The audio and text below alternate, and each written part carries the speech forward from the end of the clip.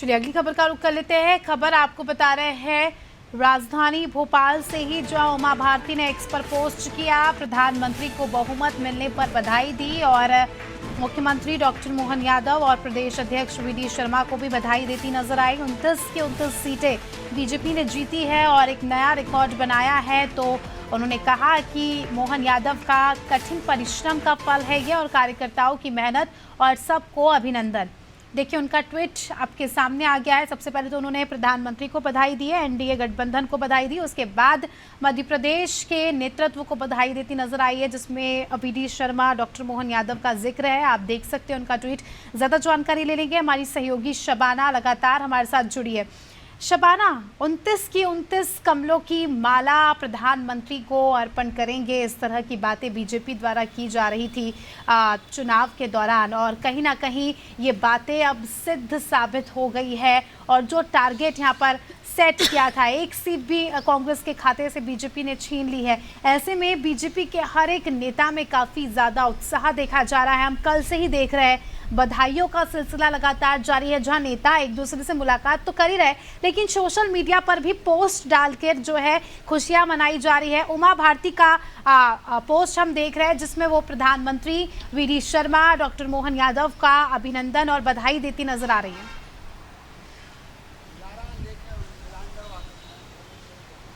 जी देखिए, बिल्कुल मैं आपको बताना चाहूँगी, भारतीय जनता पार्टी की फायर ब्रांड नेता उमा भारती का एक ट्वीट सामने आया। ट्वीट में वो किस तरीके से मध्य प्रदेश के कुशल नेतृत्व की तारीफ कर रही है। इसके अलावा प्रदेश अध्यक्ष वीडी शर्मा और मध्य प्रदेश के मुख्यमंत्री को तारीफ करते हुए नजर आ रही है। इसके अलावा उन्होंने मध्य प्रदेश के मुख्यमंत्री के लिए एक शब्द का उपयोग किया, जिसमें उन्होंने कहा था कठिन परिश्रम और साफ सुथरी छवि जो है मध्य प्रदेश के मुख्यमंत्री की है। तो सबसे बड़ी बात यह कि जब एक नेता जो मध्य प्रदेश का मुख्यमंत्री रहा हो दूसरे मुख्यमंत्री की तारीफ करता है, तो अपने आप में कहीं ना ये दर्शाता है कि पार्टी में एकजुटता है। वहीं उन्होंने अब से कुछ दिन पहले एक ट्वीट किया था, जिसमें वो कहती हुई नजर आई थी कि भारतीय जनता पार्टी, मुझे लगता है कि 415 प्लस से ज्यादा सीटें जीतेगी। हालांकि ऐसा संभव नहीं हो पाया।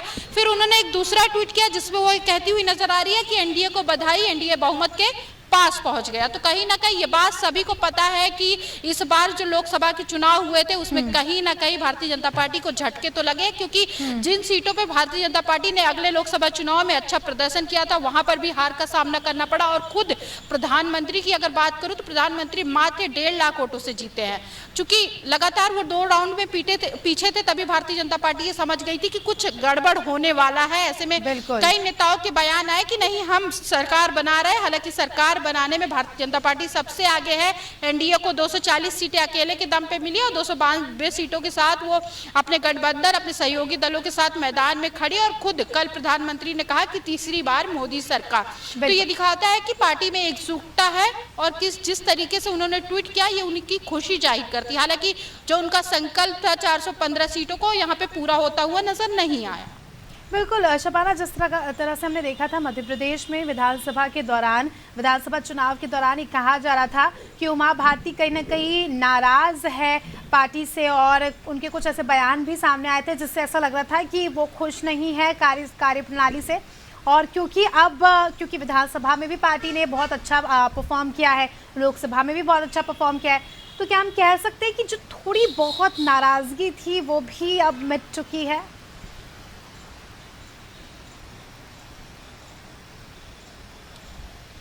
जी देखिए, बिल्कुल ये ऐसा कहना इसलिए भी सही नहीं होगा, क्योंकि उन्होंने शुरू से ही कहा था कि मध्य प्रदेश में मुख्यमंत्री के चेहरे का बदलाव होना चाहिए। लगातार एक ही मुख्यमंत्री जनता पसंद नहीं करेगी, और उनके शब्द जो थे वो कहीं ना कहीं पूर्व मुख्यमंत्री की तरफ इशारा कर रहे थे। हालांकि नए मुख्यमंत्री बनाए गए डॉक्टर मोहन यादव, वो उनसे मिलने पहुंचे, तभी से वो खुश नजर आ रही थी। और उन्होंने साफ तौर पर कहीं भी पूर्व मुख्यमंत्री का जिक्र नहीं किया। उन्होंने प्रदेश अध्यक्ष और खुद प्रधानमंत्री का जिक्र किया। इसलिए वो पार्टी के मध्य प्रदेश के जो फिलहाल नेतृत्व कर रहे हैं उनसे जाहिर सी बात है खुश है। लेकिन जब वो बयानबाजी करती थी पार्टी के अगेंस्ट, तो कहीं ना कहीं वो नाखुश थी। उन्होंने प्रधानमंत्री की तारीफ तो हमेशा ही की है, प्रधानमंत्री को कभी उन्होंने अपना टारगेट नहीं बनाया है।